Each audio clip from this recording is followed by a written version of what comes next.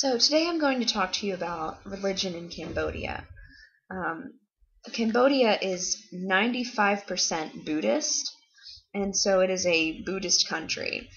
However, it has a long and storied history of Indian influence, and so Hinduism plays a major role in Cambodia, and this is really evident in the art, and um, you can see it even at Angkor Wat. Now, there's also a more kind of complicated past to that, and we found out a lot more about it today when we visited Angkor Wat. And, I figured I'd talk to you a little bit more about the religion because we've been there. And this is kind of a teaser to dirty trick, I know, but we did visit Angkor Wat today, got some amazing photos, amazing video, and that will be posted at a later date, so keep watching. So anyway, apparently back when Angkor Wat was built, around the 12th century, the Hindus and the Buddhists in Cambodia, or at the time it was the Angkor Empire, were fighting constantly about religion, having religious battles. And so this one king had this fantastic idea to try and bring them together and promote peace by building a temple that would house both Hindus and Buddhists, and it would have both influence from both cultures in the design and layout of the entire structure. And this is what this actually is how Angkor Thom, which is right next to Angkor Wat, was built.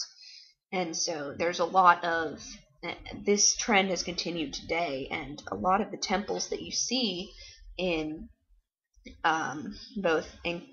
in Cambodia have both Buddhist and Hindu elements to them, and it's a very interesting blend of the cultures, and so it's a special kind of Buddhism. It's very heavy Hindu influence. So the other thing that I'm going to talk to you about is how the city Phnom Penh got its name. And so apparently there was this lady named Madame Penh. That's where the Penh in Phnom Penh comes from. And she found a bronze Buddha in a tree on top of a hill. And she decided to build a temple there on top of that hill to commemorate that space. Hill in Khmer is Phnom, and so that's what the city is named after, that temple, and that temple is called Wat Phnom, and it was actually right across from our hotel, so we walked over one afternoon and were able to take a look at this site and take a lot of pictures, and it really exemplifies that blend of the two different cultures of Buddhism and Hinduism, and it was just very beautiful. Another interesting thing about Khmer culture is that they build stupas, and they're these towers that are basically resting places for the dead. They're like mausoleums.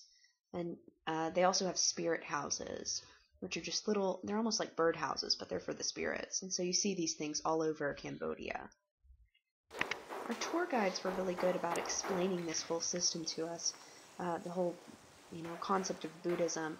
And we actually got to go to a Buddhist temple on our first day, and one of our guides, who is Khmer, explained, just kind of demonstrated how Buddhism is practiced and what one does in a temple. So they take the incense sticks and they burn it, and then they bow 3 times, and while they're bowing, they kind of make a wish or pray or focus or meditate or focus on something, and then they take the incense and go and place it outside. And I just thought that was very interesting. While we were there, we received a blessing from the monk who was at the temple, and he tied a rope around our wrist to commemorate that blessing. So I just thought that was a really cool way to start off the trip, and just a really good preparation for our later trip into Angkor Wat. And I will tell you more about that later in the week. So stay tuned. Again, if you have any questions, put them in the comments, and I'll see you tomorrow.